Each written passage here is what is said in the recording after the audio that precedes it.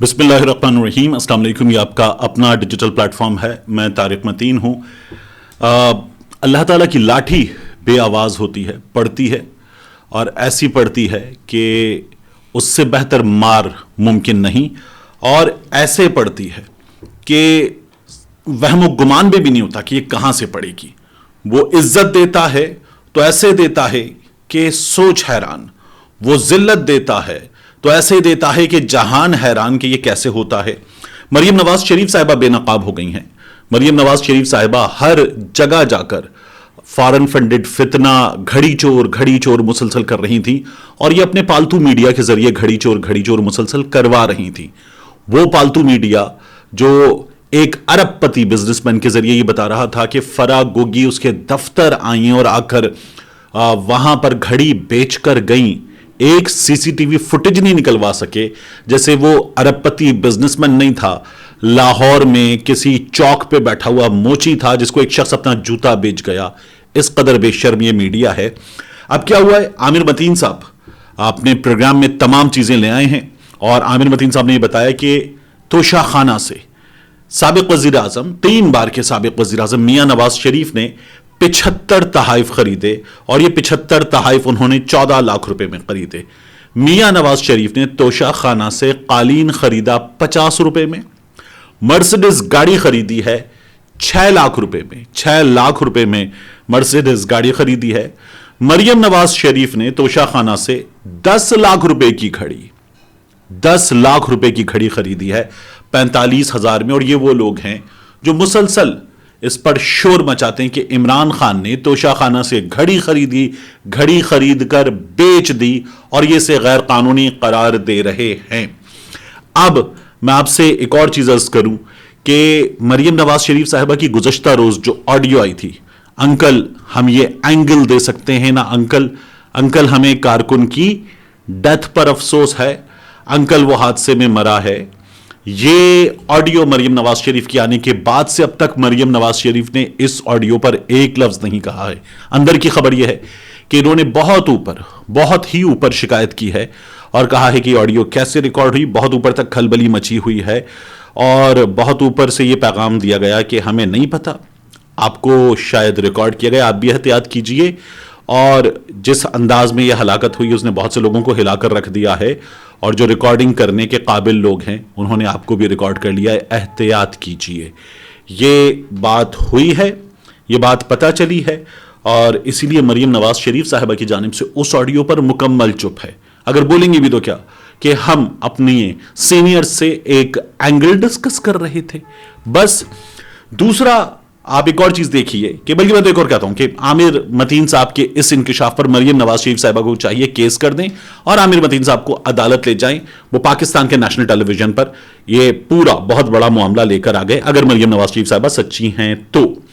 इसके बाद मैं आपसे अर्ज करूं कि जरदारी का ताबेदार बच्चा, जिन्होंने खुद कहा मोहसिन नकवी को मेरा बच्चा है, उसने गुज़श्ता रात कोई 11:30-12 बजे आमिर मीर को बिठाया टेलीविजन पे और फिर दफा 144 नाफिज कर दी। अब पुलिस दिखा रही है लाहौर की अपने खुद अकाउंट से कि मैराथन हो रही है, साइकिल रेस हो रही है, हम सिक्योरिटी दे रहे हैं। इस तरफ रूट जो मैच है उसका, पीएसएल की टीम का, और वो 7 बजे मैच है। वो लोग जब निकलेंगे तब से, उससे बहुत पहले पाकिस्तान तहरीक इंसाफ की रैली अगर होती तो मुकम्मल हो चुकी होती, लेकिन उस तरफ मुंह पाकिस्तान तहरीक इंसाफ की रैली का, और एक अदद बिल्कुल फजूल की इन्होंने पाबंदी लगाई। उसके बाद जमान पार्क बाकायदा श्रीनगर का मंजर पेश करने लगा, वाटर कैनन वहां पर, गाड़ियां वहां पर, पुलिस वाले वहां पर, एंटी राइट फोर्स वहां पर, लठ बरदार पुलिस वाले वहां पर, और उन्होंने पूरी तैयारी कर ली थी। पाकिस्तान तहरीक इंसाफ ने कहा कि ये लोग कारकुनों से भिड़ने के लिए, लड़ने के लिए नहर में कश्तियां उतार कर तैयार होकर आए हैं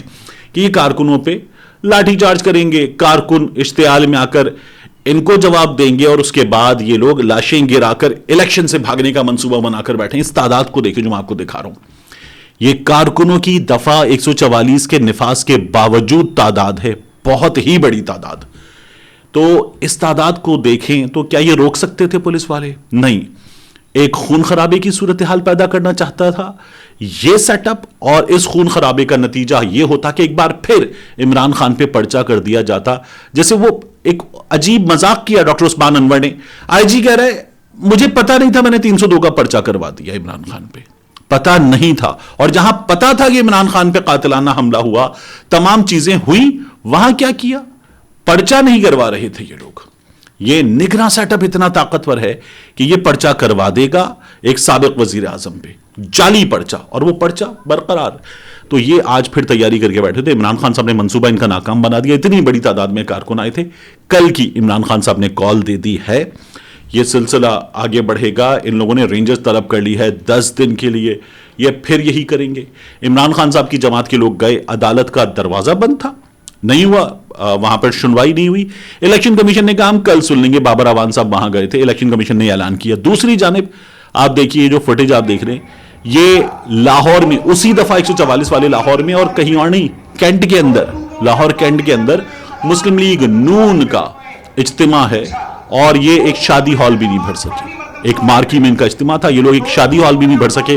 وہاں پر بالکل وہ جو عمران خان پہ بار بار اعتراض کرتے ہیں کہ وہ حلف لیتا ہے ہٹلر کے انداز میں, خواجہ سعد رفیق نے کاپی کیٹ اسی انداز میں یہ اپنے کارکنوں سے حلف لیا, ناکام تھے.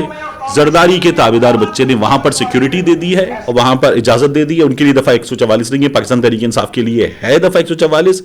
اس کے بعد منیب فاروق صاحب نے ایک بات کی ہے ٹیلی ویژن پروگرام میں, میرے دوست ہیں, ہم نے ساتھ کام کر رکھا ہے دنیا نیوز میں.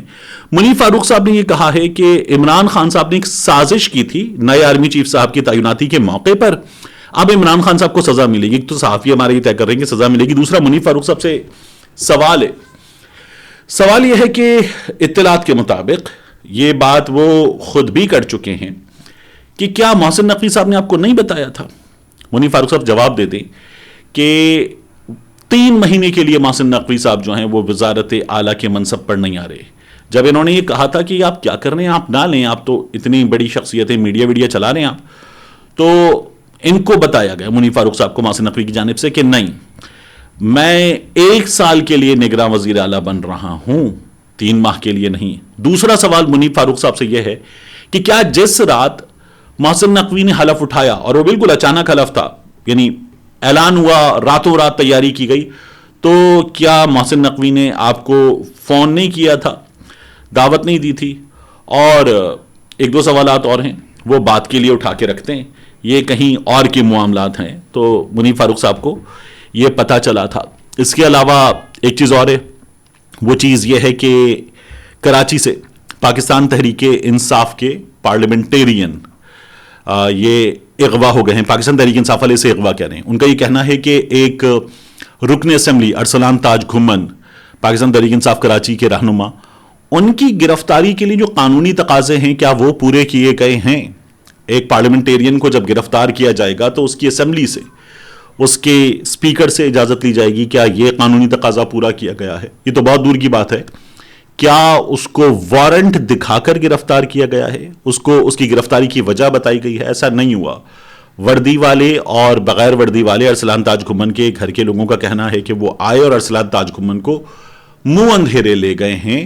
یہ کیا گیا ہے. میری پاکستان تحریک انصاف کراچی کے لوگوں سے بات ہوئی, اور ان کا یہ کہنا ہے کہ وہ اب اس سلسلے میں قانونی کارروائی کے لیے آگے بڑھیں گے, کیونکہ ایک پارلیمنٹیرین کو گرفتار کرتے وقت اس کی گرفتاری کے لیے قانونی تقاضے پورے نہیں کیے گئے. عمران خان صاحب کہتے ہیں کہ انہوں نے اپنی تقریر میں کچھ ایسا مینشن کر دیا جس نے اشتعال پیدا کیا ہے, اور ارسلان تاج گھمن کی گرفتاری کے لیے یہ تمام چیزیں ہوئی ہیں. تو یہ بہت اہم ہے. پاکستان تحریک انصاف پر تمام قوانین لاگو کیے جا رہے ہیں, جبکہ ایک خاتون کھڑی ہو کر ججز کو باقاعدہ تصویریں دکھا کر جلسے میں جو کچھ کر رہی ہیں, انہیں ہر چیز سے اس وقت استثناء حاصل ہے. ان کی جماعت کے وزیر دفاع کو فوج کے خلاف بولنے کے باوجود استثناء حاصل ہے. ملتے ہیں انشاءاللہ آپ سے اگلی ویڈیو میں.